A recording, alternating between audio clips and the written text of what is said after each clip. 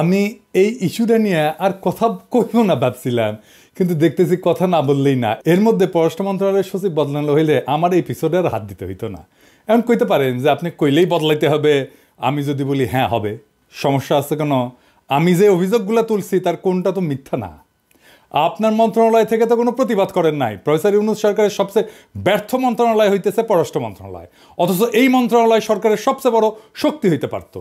তো আমরা কি ছাইরা দিব আপনাদেরকে বিপ্লবকে ব্যর্থ করার জন্যে?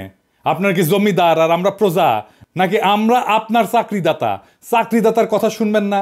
নিজেদেরকে হারকিউলিস মনে করেন না। যদি মনে করেন হারকিউলিস খেলবেন, স্বাগতম। প্রত্যেক সপ্তাহে একটা করে এপিসোড বানাবো এই পররাষ্ট্র মন্ত্রণালয় নিয়ে।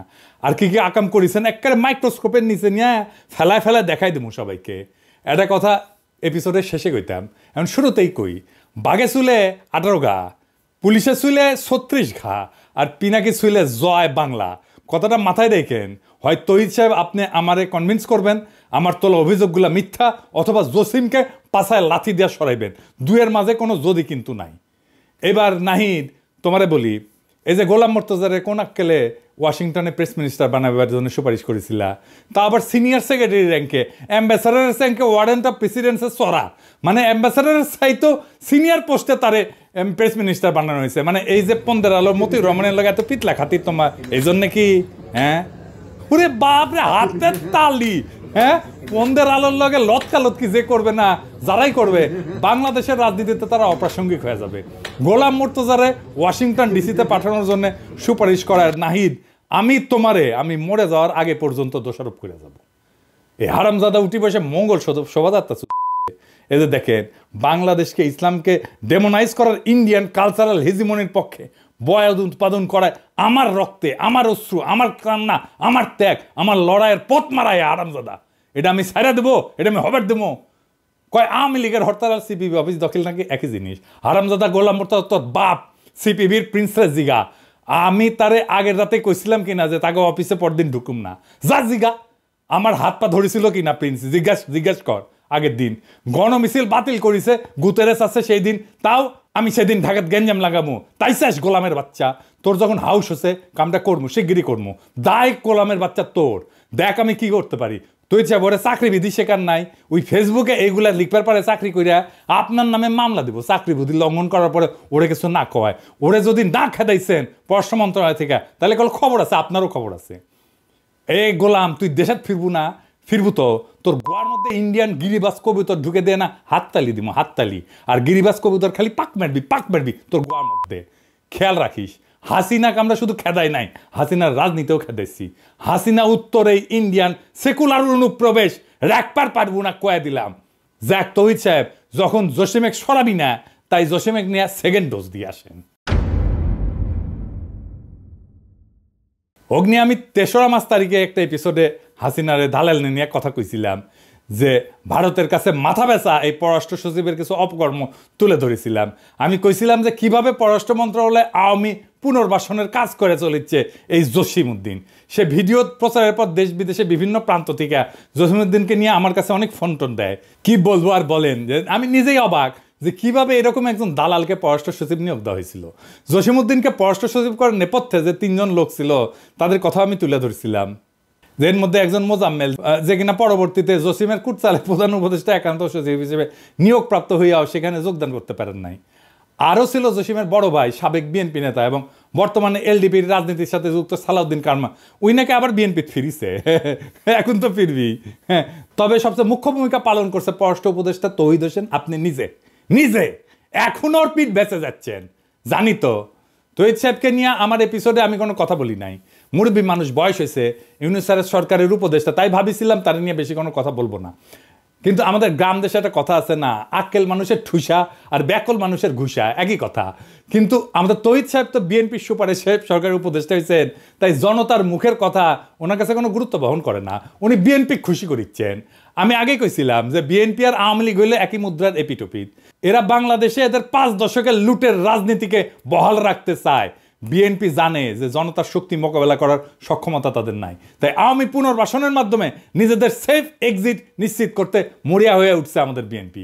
ভাই আপনারা তো সহযোদ্ধা, আপনাদেরকে এতদিন পরামর্শ দিতাম, এখন জনগণ যেভাবে আপনাদের নিয়ে উপহাস করে তাতে আমার রাগ হয়। কারণ এই বিএনপি জিয়াউর রহমানের না, আবার খালেদা জিয়ারও না, এই বিএনপি সাদাবাজদের, লুটেরার আর আওয়ামী পুনর্বাসনকারীদের। এত কথা বললাম কারণ এই জসিমকে তার পদে রাখার জন্য এখন মরিয়া হয়ে উঠছেন আমাদের তৌহিদ সাহেব, যারা বিএনপি রিকমেন্ড করছিল পররাষ্ট্র উপদেষ্টা হিসাবে। একজন ভারতের দালালকে রক্ষা করার জন্য আমাদের পররাষ্ট্র উপদেষ্টা এত চেষ্টা কেন? কি তার উদ্দেশ্য? এতে বিএনপি আর আওয়ামী লীগের কি লাভ? আর কোন কোন আওয়ামী দালালকে লালন পালন করতেছেন আমাদের এই তৌহিদি জসিম সাহেব, তা দেখলেই সব বুঝতে পারবেন। চলেন আল্লাহর নামে শুরু করি, দেখাই দিই সব কিছু।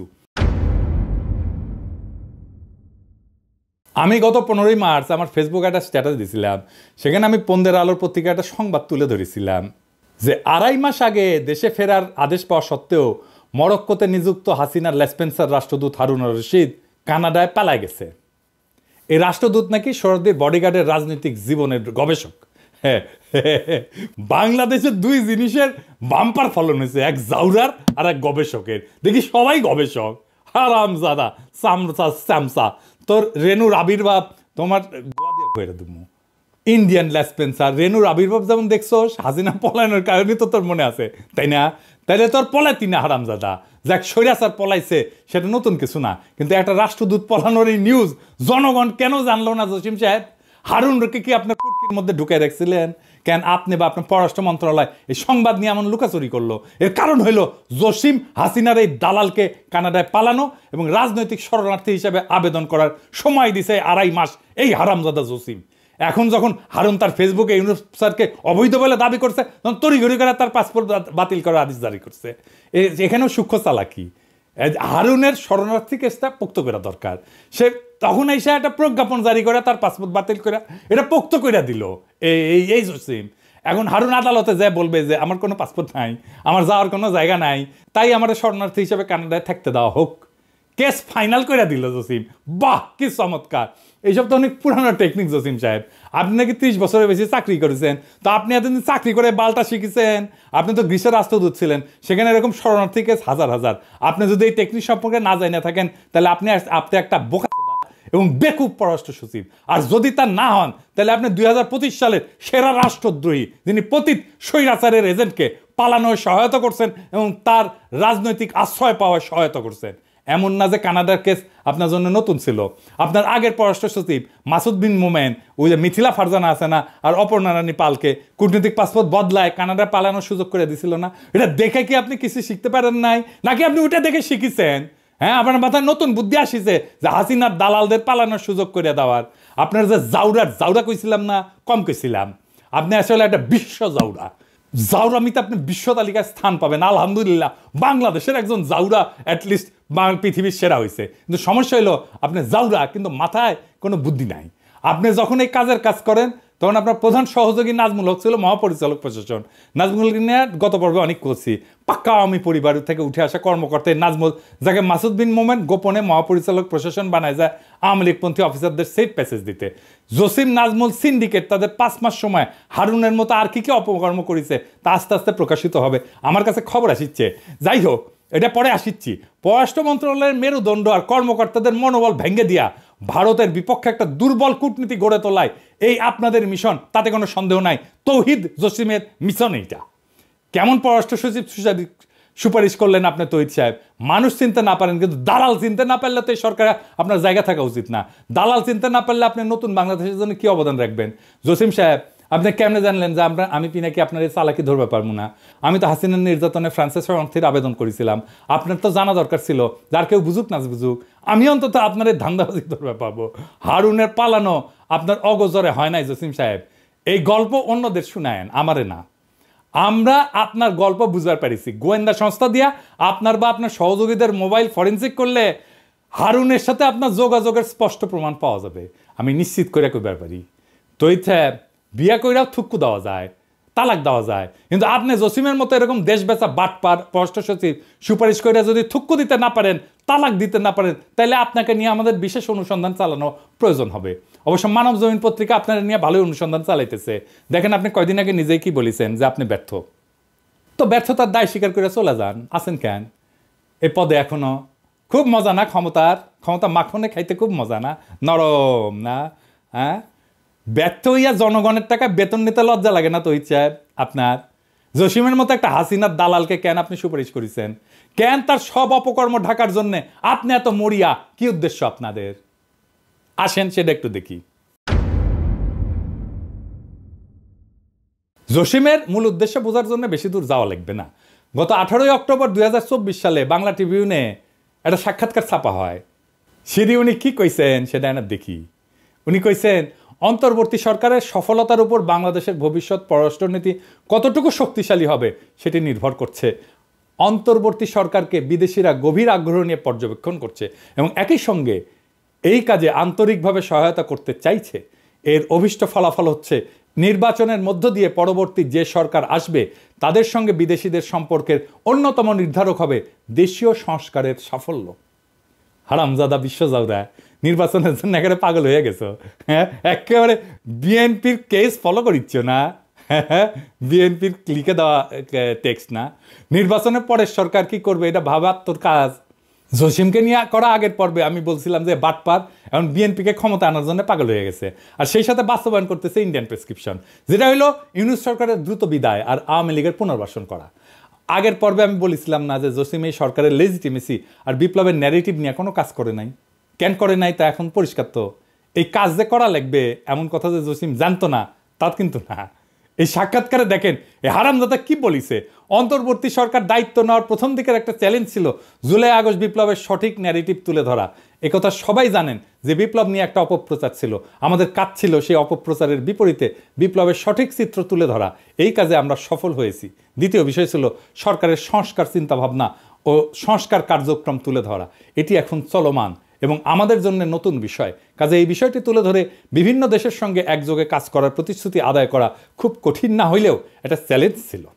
তো জুলাই বিপ্লবের কোন ন্যারেটিভটা আপনি করেছেন জসিম সাহেব একটু জানাবেন? কোন করেছেন? হ্যাঁ, কইলেই হইলো ন্যারেটিভ তৈরি করেছেন, কি বালটা করেছেন এটা জানি না আমরা। হ্যাঁ, বিভিন্ন দেশের সাথে একযোগে কাজ করার যে সম্মতি আদায়ের জন্য আপনি গেছেন সার্বিয়া, আলজেরিয়া, মিশর, এটাই না? এই ভূগোল বুঝাইতেছেন। এইসব গল্প ইন্ডিয়ায় যাইয়া আপনার পলাতক ঠাকুরমা হাসিনা শুনেন। আসলে আপনি যখন এই সাক্ষাৎকার দেন তখন পররাষ্ট্র সচিব হিসেবে আপনার বয়স মাত্র 40 দিন। তখন থেকে আপনার এজেন্ডা পরিষ্কার ছিল, কিন্তু মানুষ আপনার চালাকি ধরতে পারে নাই। কারণ আপনি তখন জুলাই ন্যারেটিভ, আহতদের চিকিৎসা, এই সমস্ত বড় বড় কথা বলে সবার মনে আশা সঞ্চার করার চেষ্টা করেছেন। কিন্তু বাস্তবে ভারত এবং বিএনপির প্রেসক্রিপশন মোতাবেক আপনি অত্যন্ত সুকৌশলে কাজ করে গেছেন এবং যাচ্ছেন। আপনার মিশন হইল হাসিনার দালালদের পুনর্বাসন এবং বিএনপির ক্ষমতায় আসার পথ সুগম করা। এই মিশনে আপনার পাহারাদার হইল পররাষ্ট্র উপদেষ্টা মিস্টার তৌহিদ হোসেন। আপনারা মিলা স্বৈরাচারের যে সমস্ত দালাল পালতেছেন তার কিছু আগের পর্বে দেখাইছি। সব ইচ্ছা করে একেবারে দেখাই নাই, কারণ সব দেখাইলে নিতে পারতেন না। চলেন আপনার কিছু সহলা স্পেন্সারদের সাথে আপনার একটু পরিচয় করাই দিই। ভাবছিলাম বেশি নাম বলা লাগবে না, গতদিন 2টা পেরেক মারিছিলাম। একটা ছিল 5ই আগস্টের আগে 2রা আগস্ট, যখন আপনি নিজের ফেসবুক প্রোফাইল পিক্সেল কালো করে লিখেছিলেন শোকাবহ আগস্ট। আবু সাইদ মুগ্ধসহ প্রায় 1.5 সহস্রাধিক ছাত্রদের আত্মত্যাগ কি আপনার হৃদয় এতটুকু ডাক কাটে না জসিম সাহেব? বুঝলাম তখন হাসিনা পলায় নাই, কিন্তু আপনি পররাষ্ট্র সচিব হওয়ার পরে এই সরকারের সময় কিভাবে মাজেদা রফিকুন্নেসার মতো আওয়ামী লীগ প্রেসিডিয়াম কমিটির একজন সদস্যকে বঞ্চিত কর্মকর্তা হিসেবে পদোন্নতির জন্য সুপারিশ করেন। আপনাকে আহ্বান জানাইছিলাম সংবাদ সম্মেলন করার। 2 পেরেকে যেহেতু উপদেষ্টা পরিষদ জসিমরে সরান নাই, তাই আজকে আরো কিছু পেরেক মারি। 3 নাম্বার পেরেক। সৈয়দ মুনতাসির মামুন 24 ব্যাচের কর্মকর্তা, হাসিনার আমলে নিজেকে গর্বভরে ভারতের রয়ের এজেন্ট হিসেবে পরিচয় দিতেন। এই চাকরি তিনি পাইছেন তার একমাত্র বিদেশ পদায়নের সময়। সেটা কোথায়? সেটা ভারতের নয়াদিল্লি। এই কর্মকর্তা গত 4-5 বছর ধরে আইটি অনুবিভাগে প্রথমে পরিচালক, পরে মহাপরিচালক ছিলেন। এই পুরা সময় তিনি অত্যন্ত দায়িত্বের সাথে A2I-কে পররাষ্ট্র মন্ত্রণালয়ে অনুপ্রবেশের ব্যবস্থা করে দিচ্ছেন। ইউনিফাইড ওয়েবসাইটের মাধ্যমে বস্তা পচা ডিজাইনে পররাষ্ট্র মন্ত্রণালয়ের সকল দূতাবাসের জন্য এক ধরনের ওয়েবসাইটের কাজ হাতে নেন এই মুনতাসির। তার আসল উদ্দেশ্য হইল পররাষ্ট্র মন্ত্রণালয়ের অধীনে সব দূতাবাসের তথ্য হাতায় ভারতে পাচারে সহায়তা করা। এই কাজে তাকে কারিগরি সহায়তা দিচ্ছে A2I-এর পরামর্শক ফারহাদ জাহিদ শেখ। এই লোকের সম্পর্কে বেশি কিছু বলবো না। ওই দোয়া পলক আর সাইবার চোর আনির চৌধুরীর প্রধান সহযোগী। 5ই আগস্টের পর ফরহাদ জাহিদের চাকরি গেলেও মুনতাসির বহাল তবিয়তে আছে। এই মুনতাসির পররাষ্ট্র মন্ত্রণালয়ে তার সেরা ইনোভেশন করছে, তা হইল শেখ হাসিনা নিউরাল নেটওয়ার্ক নামে একটা আইটি ব্যবস্থা। বুঝিছাও? হ্যাঁ, ভালো তো, ভালো না? হ্যাঁ, আপনাদের দুইজনের ছবির পাশে শেখ হাসিনার বুদ্ধির ছায়া ঘুরে বেড়াইতেছে, আর আপনারা নতুন বাংলাদেশের গল্প শুনাইতেছেন। কি মজা! এই নিউরাল নেটওয়ার্কের কনসেপ্ট নোটে কার স্বাক্ষরের কথা বলা আছে? সৈয়দ মুনতাসির মামুন, জসিম সাহেব। নিজের মন্ত্রণালয়ের ওয়েবসাইট ব্যবস্থাপনাটাও আপনারা দেওয়া হয় না। আপনি আসলে কি পারেন একটু বলবেন? কাজ পারেন না, মন্ত্রণালয় চালাইতে পারেন না, ওয়েবসাইট দেখেন না। আপনি কি কোটায় ডিপ্লোম্যাট হয়েছিলেন? আপনি কি কোটায় ডিপ্লোম্যাট হয়েছিলেন? পারেন তো খালি ওইটাও পারেন কি না একদিন দেখুন নি, সামনে করবেন। হ্যাঁ, আইসেন, হ্যাঁ, দেখে রাখবো নি পারেন কিনা। ওইটা আপনার এই পদে না রেখা গাধা হিসেবে এক্সপোর্ট করলে দেশে বেশি লাভ হইতো। শুনছি মুনতাসিরের পদোন্নতির জন্য আপনি সুপারিশ করেছেন, খুব ভালো কাজ করেছেন। আমি জনপ্রশাসন সচিব, মুখ্য সচিব এবং মন্ত্রী পরিষদ সচিবকে আহ্বান জানাবো, হাসিনার এই দালাল যাতে জসিমের প্ল্যান মোতাবেক পদোন্নতি না পায়। স্বঘোষিত ভারতের দালাল আর হাসিনার লেসপেন্সার যদি পদোন্নতি পায় না, তাহলে পররাষ্ট্র মন্ত্রণালয়ের বিরুদ্ধে কি করতে হবে আমাদের জানা আছে। আমাদের বাধ্য করবেন না, সাবধান কইরা দিলাম। হ্যাঁ, বেশি আমি সাবধান করি না, অল্প করি, করলাম। চতুর্থ পেরেক। বিএম জামাল হোসেন 21 ব্যাচের গোপালী মাল। এই ব্যাচটা পুরা আওয়ামী দালালের ভরা। নাজমুল আছে এই ব্যাচেরই। তো আসেন এই বিএম জামাল নিয়ে বলি। এই জামাল হাসিনার সময় কলকাতায় উপ হাই কমিশনার ছিল। ওই সময় ভারতের রয়্যাল এজেন্টদের সাথে মিলা পশ্চিমবাংলার ভারতীয় মুসলিমদের অবৈধভাবে বাংলাদেশে পুশব্যাকে সহযোগিতা করছেন। এই যে দেখেন, কলকাতা থেকে হারবাল খাইয়া যখন এই দালাল দুবাই গেছে, তখন দেখেন সভা সেমিনারে কি বলে দেখেছেন? সে নাকি ভারতের ব্যবসা প্রসারে কাজ করেছেন। এই অনুষ্ঠানের আয়োজক ছিল মহারাষ্ট্র বিজনেস নামে ভারতীয় ব্যবসায়ীদের সংগঠন। হারামজাদা গোপালী দালাল দেশের বেতন নিয়ে ভারতের অনুষ্ঠানে যায় ভারত প্রেম। হ্যাঁ, মাদার তোদের মতো দালালদের থাপ্পায় থাপ্পায় পাবলিকে পররাষ্ট্র মন্ত্রণালয় থেকে কেন বাইর করে দেয় নাই? আমি এটা বুঝি না। কি জসিম, খুব ভালো লাগে নাকি রে জামাল রে? নাকি জামাল গোটা খাইছ? হ্যাঁ, খাইছ? এই জামাল জুলাই বিপ্লবের সময় দুবাই পুলিশে অভিযোগ কইরা 57 জন প্রবাসীকে পুলিশ দিয়ে গ্রেপ্তার করায়। জামালের বিরুদ্ধে প্রবাসীরা অভিযোগ জানায় আমাদের প্রবাসী কল্যাণ উপদেষ্টা আসিফ নজরুলের কাছে। সেই অভিযোগে উল্লেখ করে পররাষ্ট্র মন্ত্রণালয়কে একটা চিঠি পাঠায় প্রবাসী কল্যাণ মন্ত্রণালয়। এই যে এটা কিন্তু তৌহিদ জসিম গং মিলা সেই চিঠির কোনো ব্যবস্থা না নিয়ে জামালকে মহাপরিচালক পদে বসাইছে, দায়িত্ব দিছে আফ্রিকা অনুবিভাগের। বাহ জসিম, বাহ! বিপ্লবের বিপক্ষে তোমার স্পষ্ট অবস্থান প্রমাণে আর কি লাগবে? প্রবাসী ভাইয়েরা দেখেন পররাষ্ট্র মন্ত্রণালয় আপনাদের কি উপহার দিতেছে। দেখেছেন? দেখেছেন? আপনার পয়সায় আপনারে বাম্বু যে দেয় তারে নিয়ে আসে পদায়ন করে এই তৌহিদ সাহেব। আমরা বিভিন্ন সময় আসিফ নজরুল মাহফুজদের ভুল বুঝি, বিপ্লবের সাথীদের ন্যায় বিচার নিশ্চিত করতে না পারার জন্য অভিযোগ জানায়। কিন্তু এই জসিমের মতো ঘাপটি মেরে বসে থাকা দালালদের কারণে পুরা সরকারের বদনাম হয়। এই জামাল নিয়ে তুমি যে কামাল করিস জসিম, সেই অপরাধে তোমার জামাল গোটা 2 বেলা প্রেসক্রিপশন দিয়ে দিলাম। জনতা আসবে তোমার ওষুধ নিয়ে, গেটে পুলিশ বাড়াইতে বল, আর লক্ষণ সেনের মতো পালানোর জন্য পিছনের গেট খোলা রাখ। দেখ পিছে গেট খোলা আছে কিনা। পঞ্চম পেরেক। সারোয়ার আলম 31 ব্যাচের কোটার মাল। বাড়ি কুড়িগ্রাম, আমার বাড়ির পাশে। পরিচয় সাবেক ছাত্রলীগ। এখানেই শেষ না, এই লীগের প্রোডাক্ট পররাষ্ট্র মন্ত্রণালয় থেকে পেশনে হাসিনার সহকারী প্রেস সচিব হয়েছিল। সাধারণত প্রেস উইংয়ে পেশাদার সাংবাদিক আর বিসিএসের তথ্য কেন্দ্রের কর্মকর্তা পদায়ন করা হইলেও সারোয়ার হইল আওয়ামী বিশেষ কোটায় পদায়িত কর্মকর্তা। শোনা যায় এলাকায় নাকি 2029 সালে নির্বাচন করার প্রস্তুতি নিচ্ছিল। আমি খোঁজ নিছি, কথা সত্য। কিন্তু হাসিনা যখন পলাইছে তখন তো সরার পলাইতে পারে নাই। সে পররাষ্ট্র মন্ত্রণালয়ে যোগদান করতে আসলে তাকে তো বরখাস্ত করে পুলিশে দেওয়ার কথা ছিল। কিন্তু আমাদের হারকিউলিস জসিম সাহেব এই সারোয়ারকে পরিচালক পদে পদোন্নতি দিয়া পররাষ্ট্র মন্ত্রণালয়ে সসম্মানে যোগদান করায়। কি আর বলবো, এভাবেই চলিতেছে আমাদের পররাষ্ট্র মন্ত্রণালয়। শেষ কথা গত পর্বেই কইছি, জসিমকে জয় বাংলা করতে হবে, এর কোনো বিকল্প নাই। আমি ইউনিস স্যার আর পুরো উপদেষ্টা পরিষদকে আহ্বান জানাইতেছি, জসিমকে পররাষ্ট্র সচিব পদ থেকে অপসারণ করে ডিবি অথবা ডিজিএফআই হস্তান্তর করেন, ওর মোটিভ অনুসন্ধান করেন, ওর মোবাইল ফরেন্সিক করেন, ব্যাংক হিসাব নেন, পুরা পরিবারের দুদককে বলেন সবকিছু দেখতে। আওয়ামী লীগের দালালদের পুনর্বাসন কইরা আর হাসিনার লেসপেন্সারদের বিদেশে পলায়ন, পদোন্নতি থেকে শুরু কইরা যেসব কাজ এই জসিম করিছে, তাতে এই জনগণের ট্যাক্সের টাকায় ভাত খাওয়ার আর কোন সুযোগ তার জন্য নাই। এই ভারতের দালাল এই ভারতের প্রেসক্রিপশনে চলে, প্রত্যেক দিন সে ইন্ডিয়ার সাথে কথা বলে। আপনি খোঁজ নিয়ে দেখেন, ইউনূস স্যার, জসিম জান আপনার সাথে চীন সফরে না যায়। চীন সফরে পররাষ্ট্র মন্ত্রণালয়ে যত কর্মকর্তা যাবে প্রত্যেকের বিষয়ে অনুসন্ধান চালাবেন। জসিমের কোনো বিশ্বাস নাই, সে হাসিনার চীন সফরের কথা জানে, সব কথা জানে। চীন সফর থেকে ফিরে আসা এই কথা যে ভারতের কাছে পাচার হবে তার কর্মকাণ্ড থেকে নিশ্চিত হওয়া যায়, ওই সব কিছু কয়ে দিবে যে কি কি করেছেন আপনি। আর এত কিছুর পরে যদি আপনারা জসিমকে সরাইতে না পারেন, তাহলে আমার অনুরোধ, যে সমস্ত আওয়ামী লীগের কর্মকর্তাদের আপনারা চাকরি থেকে বরখাস্ত করেছেন, বাধ্যতামূলক অবসর দিয়েছেন, তাদের চাকরি ফিরিয়ে দেন। জসিম নাজমুল গঙের মতো আওয়ামী দালালদের শপথে রেখা অন্য ক্যাডারের আওয়ামী দালালদের চাকরি থেকে অপারেশন করলে তাদের প্রতি বৈষম্য করা হবে। তা আমরা তো এত বৈষম্যের বিরুদ্ধে এত রক্ত দিলাম, এত প্রাণ দিলাম। যদি জসিম বাংলাদেশে পররাষ্ট্র সচিব থাকে, তাহলে সব আওয়ামী লেসপেন্সারদের দেশে নিয়ে আসেন, জনতা তখন তার বকে আদায় করে নেবে। জসিমের মতো ভারত, হাসিনা, শেখ পরিবার আর আওয়ামী লীগের কোনো দালাল যদি তার দালালি চালায় যায়, তাহলে এই নতুন বাংলাদেশে তার আর কোনো জায়গা নাই। পররাষ্ট্র সচিব যদি জসিম থাকে, তাহলে এর থেকে এই সরকারের আর লজ্জার কিছু থাকতে পারে না।